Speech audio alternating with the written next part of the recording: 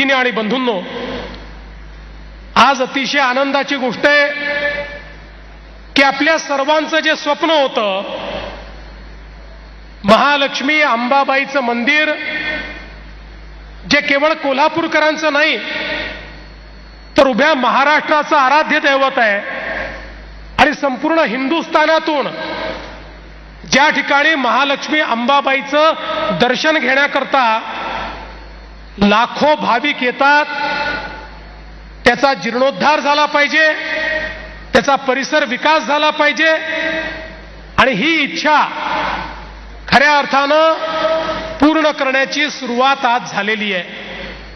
पण मला एक गोष्ट सांगायची आहे, महाराष्ट्रातल्या आणि कोल्हापूरकरांची जशी ही इच्छा होती तशीच मनापासनं ही इच्छा दिल्लीमधूनही एक व्यक्ती व्यक्त करत होते आणि ते व्यक्ती म्हणजे आपले अमित भाई शहा.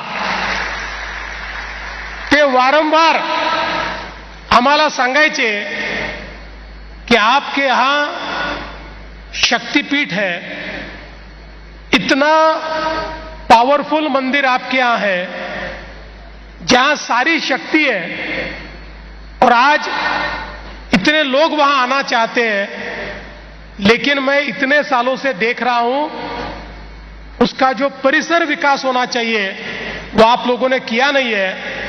आपको जो मदद लगेगी भारत सरकार भी करेगा, लेकिन महाराष्ट्र सरकार ने ये कार्य हाथ में लेना चाहिए असा सातत्याने त्यांनी आपल्याला आग्रह केला.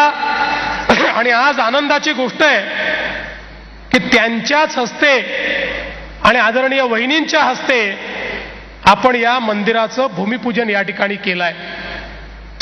खरं म्हणजे आपल्या सगळ्यांना माहिती आहे, अमित भाई हे कोल्हापुरचे जावई आहेत. आदरणीय अमित भाई, मैं आपको बताना चाहता हूं, अभी 4 दिन पहले अधिक मास समाप्त हुआ, आप 4 दिन लेट आए.